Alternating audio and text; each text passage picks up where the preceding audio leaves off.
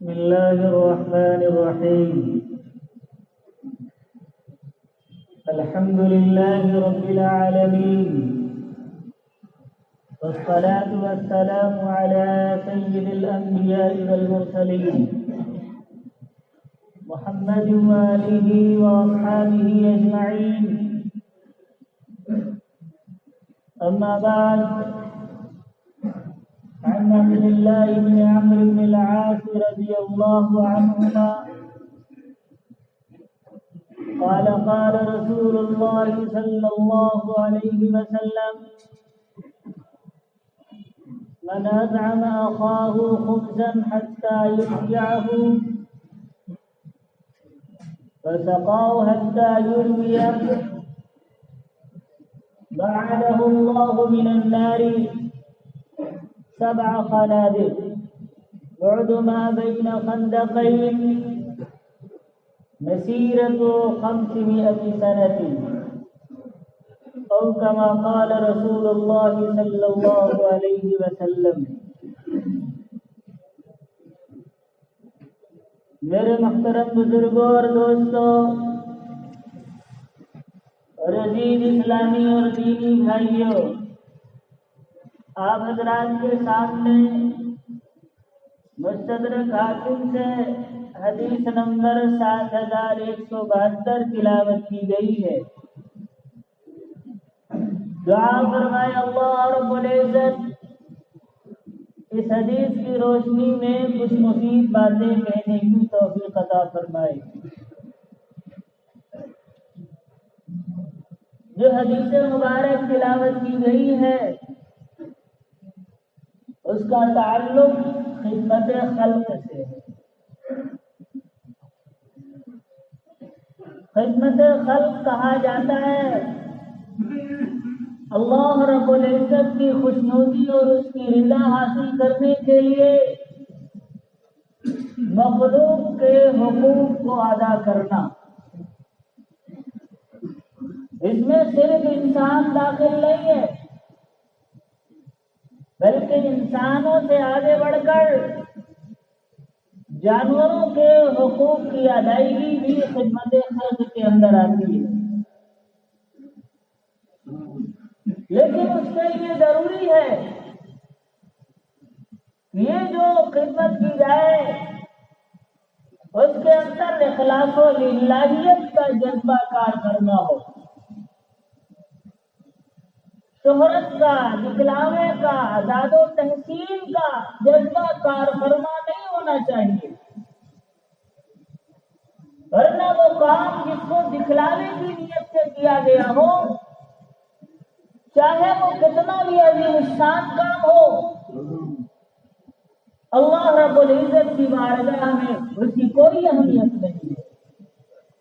عالم اگر اس لیے علم حاصل کرتا ہے لوگ اسے عالم کہیں، مجاہد اس لیے یاد کرتا ہے کہ لوگ اسے مجاہد کہیں، اللہ کی راہ میں خرچ کرنے والا اس لیے خرچ کرتا ہے کہ لوگ اسے سخی اور فیاض کہیں.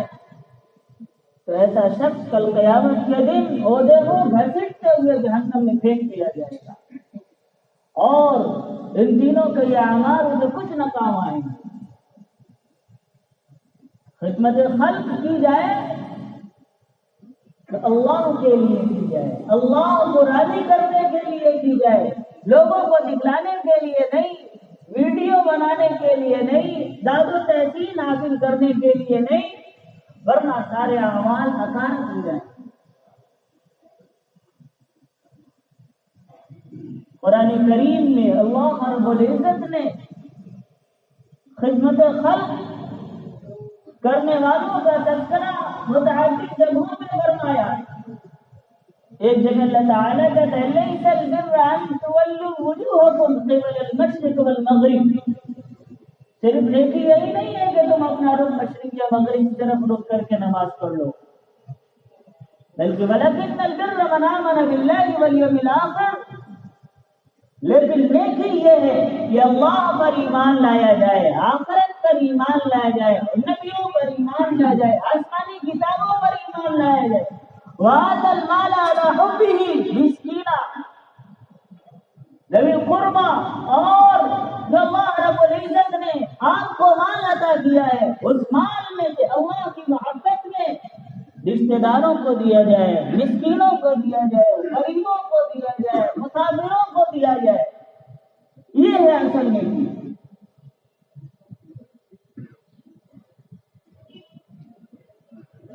رسول اکرم صلی اللہ علیہ وسلم نے فرمایا الساعی علی الارملة والمسکین کالمجاہد فی سبیل اللہ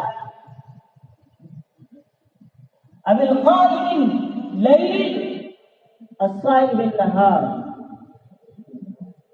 جو آدمی بیواؤں کی مدد کرتا ہے، بیواؤں کی خبرگیری کرتا ہے، مسکینوں کی مدد کرتا ہے، وہ ایسا ہے جو کل مجاہد فی سبیل اللہ، جیسے اللہ کی راہ میں جہاد کرنے والے کو ثواب ملتا ہے، اسی طریقے سے بیوہ اور مسکین کی مدد کرنے والوں کو ثواب ملتا ہے۔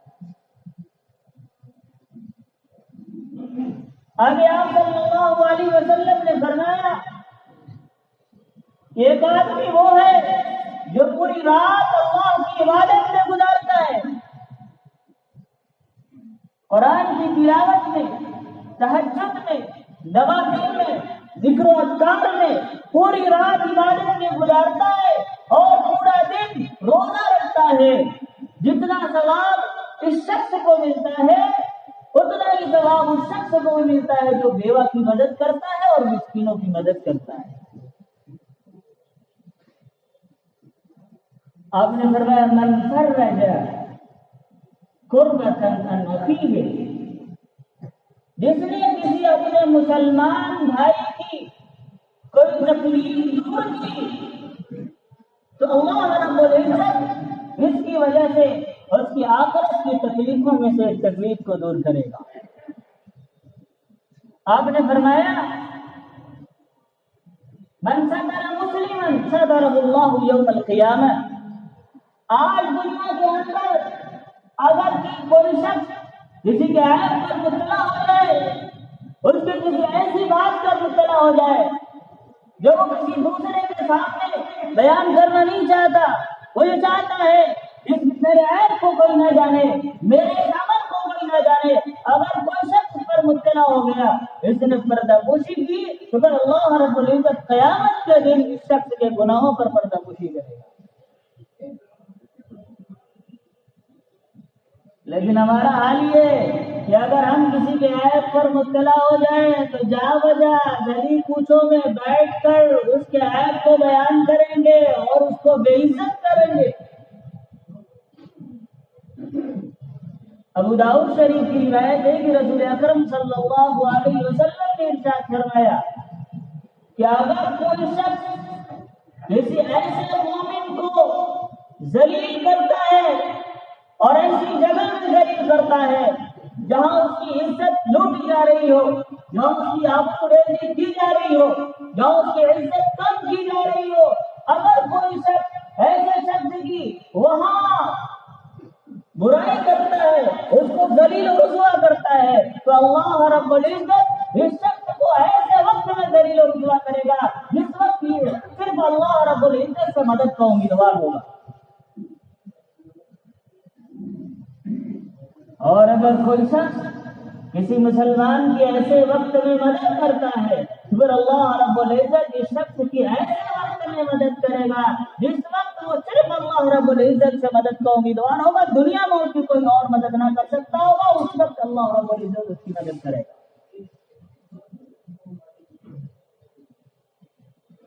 خدمت خلق اللہ اور اس کے رسول صلی اللہ علیہ وسلم کی نظر میں بہت بڑا ہے۔ ایک حدیث قدسی ہے، رسول اکرم صلی اللہ علیہ وسلم نے فرمایا کہ اللہ رب العزت فرماتا ہے، اللہ رب العزت کہتا ہے کہ قیامت کے دن میں ایک بندے سے اللہ تعالیٰ کہے گا یا ابن آدم، اے آدم کے بیٹے، میں بیمار تھا، تم نے میری عیادت نہ کی۔ تو وہ شخص کہے گا پروردگار عالم، آپ تو رب العالمین ہیں، میں آپ کی عبادت کیسے کرتا؟ اللہ تعالیٰ کہے گا ہم عالم تھا تمہیں بتانے کہ فلاں بندہ بیمار تھا، اگر تم اس کی عیادت کرتے تو گویا تم میری عیادت کرتے۔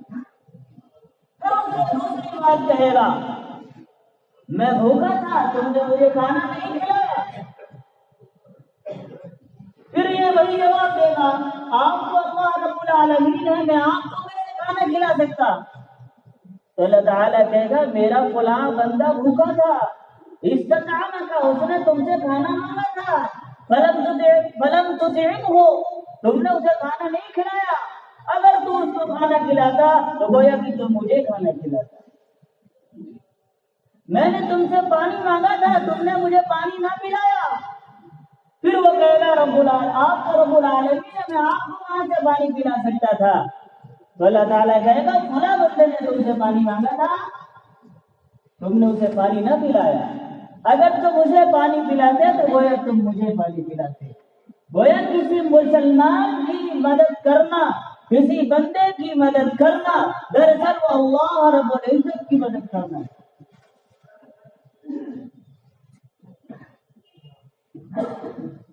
رسول اکرم صلی اللہ علیہ وسلم نے صرف زبان سے بولا نہیں بلکہ اسے کر کے دکھلایا۔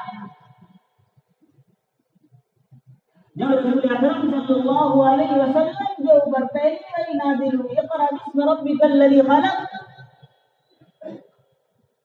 تو آپ گھبرائے ہوئے گھر آئے، اپنی زوجہ محترمہ خدیجہ الکبریٰ رضی اللہ تعالی عنہا سے فرمایا خشیت علی نفسی، مجھے اپنی جان کا ڈر لگ رہا ہے۔ تو اس وقت حضرت خدیجہ رضی اللہ تعالی عنہا نے فرمایا کلا، ایسا ہرگز نہیں ہو سکتا کہ اللہ آپ کو ضائع کر دے، انک لتصل الرحیم، آپ رشتہ داری جوڑتے ہیں، آپ بیواؤں کی مدد کرتے ہیں، آپ کمزور کا بوجھ اٹھاتے ہیں، اگر کوئی حادثات کا شکار ہو گیا آپ اس کی مدد کرتے ہیں۔ یہ پہلی بات ہے جو آپ صلی اللہ علیہ وسلم کے بارے میں نبوت کے بعد کہی گئی ہے۔ تو آپ نے صرف زبان سے کہا نہیں بلکہ اسے عملاً کر کے دکھلایا ہے۔ سیدنا عمر رضی اللہ تعالی عنہ کے بارے میں ایک واقعہ لکھا ہے، تاریخ دمشق کے اندر موجود ہے کہ ایک مرتبہ سیدنا عمر رضی اللہ تعالی عنہ نے وہ رجسٹر دیکھا جس میں بیواؤں کا نام لکھا ہوا تھا کہ فلاں بیوہ کے امداد کی ذمہ داری فلاں کی ہے۔ تو آپ نے دیکھا کہ ایک عورت کا نام لکھا ہوا ہے اور اس کے آگے کسی شخص کا نام نہیں لکھا ہوا ہے۔ تو حضرت عمر رضی اللہ تعالی عنہ نے سوچا کہ شاید اس عورت کی خبر گیری کرنے کے لیے کوئی متعین نہیں ہوا۔ تو حضرت عمر رضی اللہ تعالی عنہ فجر کی نماز کے بعد اس عورت کے گھر کی طرف نکلے اور اس کا دروازہ کھٹکھٹایا اور فرمایا اما جان اگر کوئی ضرورت ہو تو عمر اس کے لیے حاضر ہے، اگر آپ کے گھر میں جھاڑو لگانا ہو تو عمر لگا دے گا، اگر آپ کے گھر کے برتن دھونے ہو تو عمر دھو دے گا، اگر مٹکے میں باہر سے پانی بھر کے لانا ہو تو عمر بھر کے لا دے گا۔ تو اندر سے آواز آئی کہ عمر تمہاری ضرورت نہیں ہے، ایک آدمی آتا ہے اور روزانہ چلا جاتا ہے۔ تو حضرت عمر رضی اللہ تعالی عنہ نے سوچا کہ کل میں اس سے پہلے آؤں گا اور کر کے چلا جاؤں گا۔ چنانچہ حضرت عمر رضی اللہ تعالی عنہ فجر سے پہلے گئے اور دروازہ کھٹکھٹایا، کام نہ جان خدمت کے لیے عمر حاضر ہے، کہا آج بھی تو چوک گیا، وہ آیا اور خدمت کر کے چلا گیا۔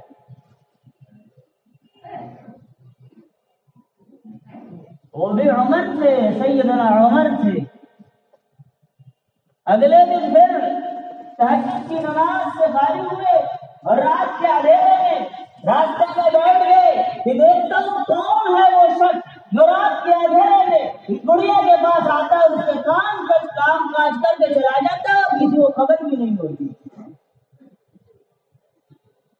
چنانچہ حضرت عمر رضی اللہ تعالی عنہ راستے میں بیٹھ گئے، دیکھا ایک آدمی چادر میں لپٹا ہوا جا رہا ہے، دروازے کے پاس گیا، دروازہ کھٹکھٹایا، پیچھے سے عمر پہنچ گئے، میں جانتا تو ہے کون جو اس رات کے اندھیرے میں آ کر اس بڑھیا کی خدمت کرتا ہے؟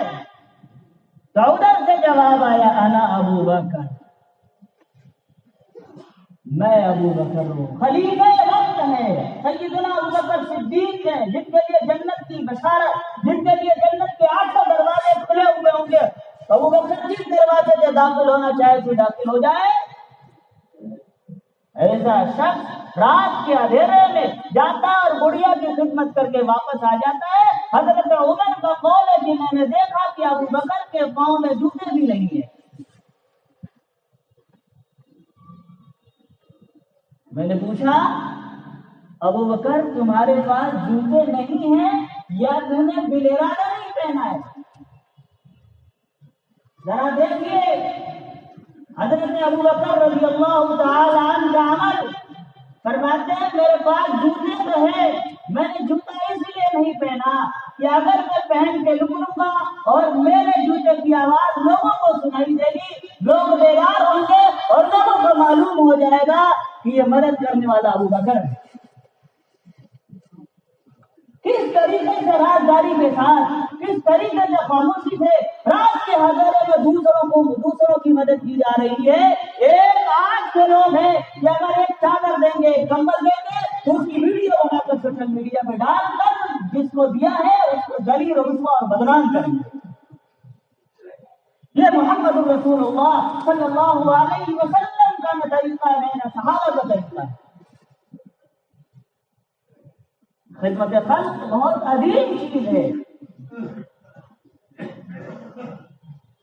ایک شخص ہے، کنویں کے پاس جاتا ہے، کنویں سے پانی نکالتا ہے، پیتا ہے، پی کے جب واپس ہوتا ہے تو دیکھا ہے کتا ہے جو زمین کی مٹی کو چاٹ رہا ہے۔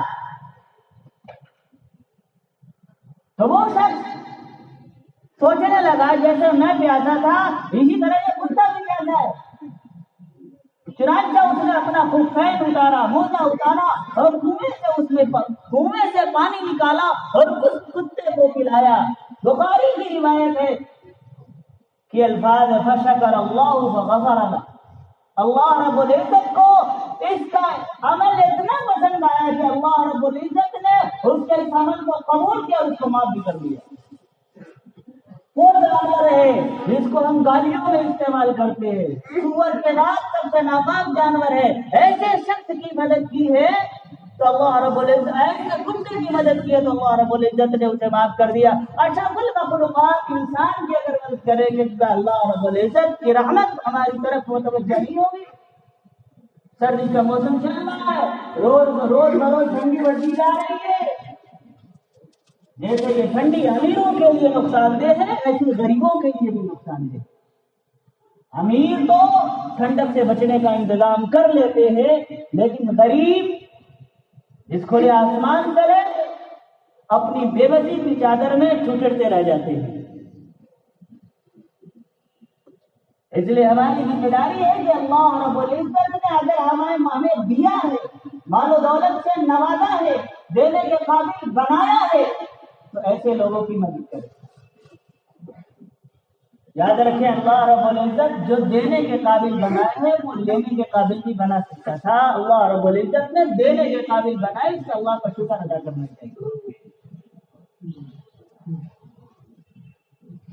ایک آخری حدیث نقل کر کے بات ختم کرتا ہوں۔ ہر شخص چاہتا ہے کہ ہم اللہ رب العزت کی حفاظت میں رہے۔ ترمذی کی روایت ہے کہ رسول اکرم صلی اللہ علیہ وسلم نے فرمایا ما من مسلم ثوبا، ما من مسلم کسا ثوبا، اگر کسی مسلمان نے کسی مسلمان کو کوئی کپڑا پہنا دیا، کان فی حفظ اللہ، یہ کپڑا پہنانے والا اللہ رب العزت کی حفاظت میں رہے گا تب تک مادام من علیہ خرقۃ، جب تک اس شخص کے اوپر کپڑا کا کوئی ایک ٹکڑا بھی باقی رہے گا، دینے والا اللہ رب العزت کی حفاظت میں رہے گا۔